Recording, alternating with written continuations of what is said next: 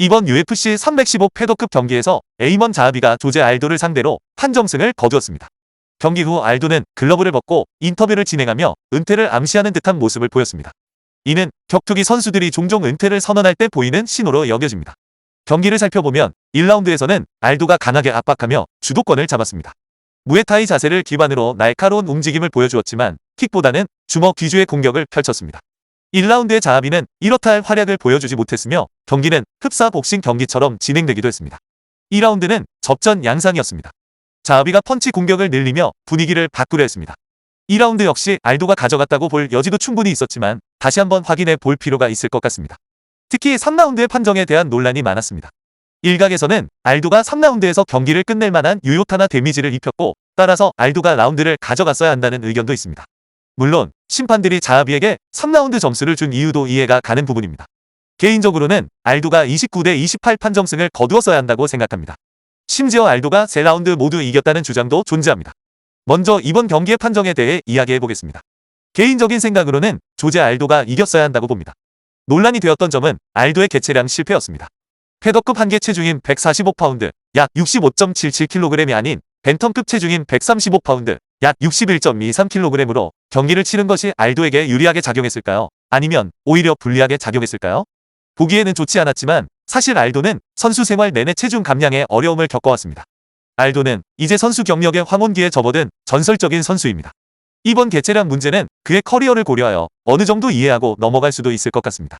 말하자면 자하비 입장에서도 한 번쯤은 양보할 수 있는 부분이라고 생각했을 수 있습니다. 물론 체중 감량 실패가 알도에게 유리하게 작용했을 가능성도 배제할 수는 없지만 솔직히 말해서 경기 내용을 보면 오히려 독이 된 것처럼 보였습니다. 경기 중반을 넘어서면서 알도의 움직임이 눈에 띄게 둔해졌는데 마치 심장이 멎는 것 같은 체력적인 부담을 느끼는 듯했습니다. 이제 3라운드에 대해 자세히 살펴보겠습니다. 정말 치열하고 격렬한 라운드였습니다. 조제 알도가 자하비의 얼굴에 킥을 날리며 거의 경기를 끝낼 뻔한 아찔한 상황도 있었습니다. 마치 길거리 싸움을 방불케 하는 순간이었죠. 알도는 깔끔한 오른손 스트레이트 후 자하비의 중심에 정확히 무릎 공격을 성공시켰습니다. 매우 빠르고 날카로운 공격이었습니다. 이 순간만큼은 알도가 전성기 시절의 모습을 되찾은 것처럼 보이기도 했습니다.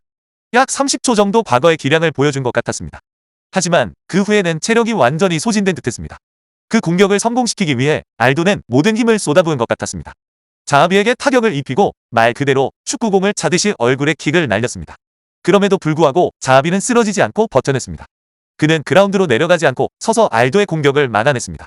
자하비가 한쪽 손을 매트에 짚고 있었기 때문에 알도가 킥 공격을 시도할 수 있는 상황이었죠. 알도가 주저없이 킥을 날리는 모습은 정말 대담했습니다. 그것도 2번씩이나요. 자하비가 그 공격에 쓰러지지 않고 버텨낸 것은 정말 놀라운 일이었습니다. 특히 경기 중 자하비 선수가 알도 선수의 얼굴에 주먹을 여러 차례 적중시키는 상황이 있었습니다.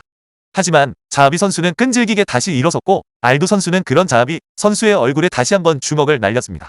하지만 그 격렬했던 공격 직후 알도 선수는 완전히 기력이 소진된 상태였습니다. 마치 비디오 게임에서 캐릭터의 스태미나가 0이 되어버린 것처럼 말이죠. 알도 선수의 상황이 딱 그러했습니다. 한 차례 테이크다운을 시도한 후 그는 남은 시간을 확인하고는 가드 자세를 취한 채 그대로 누워 있었습니다. 그동안 자하비 선수는 파운딩과 팔꿈치 공격으로 알도 선수에게 데미지를 입혔고 알도 선수는 남은 시간 동안 이렇다 할 공격을 보여주지 못했습니다. 그의 뺨은 부어오른 것처럼 보였습니다. 그렇게 빨리 지치는 선수는 흔치 않지만 알도 선수는 분명 모든 힘을 쏟아부었습니다. 전체적으로 정말 대단한 경기였습니다.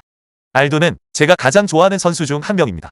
그의 은퇴를 보는 것은 슬픈 일이지만 사실 그는 이미 한 차례 은퇴했다가 복귀한 경험이 있습니다.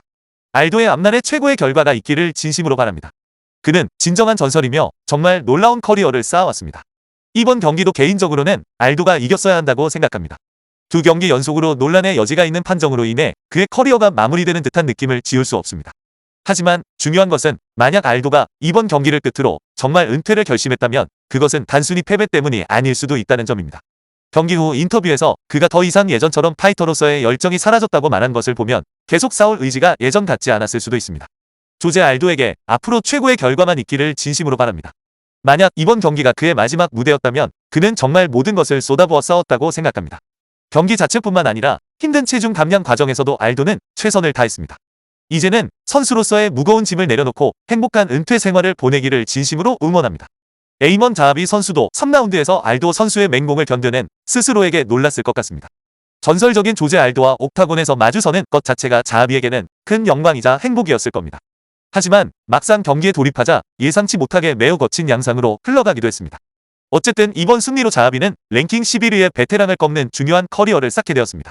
자하비는 경기 후 인터뷰에서 다음 상대로 말론 베라를 언급했는데 만약 두 선수의 대결이 성사된다면 흥미로운 경기가 될 것 같습니다. 하지만 솔직히 말해서 헨리 세우도와의 대결이 성사된다면 더 큰 주목을 받을 수 있을 것 같습니다.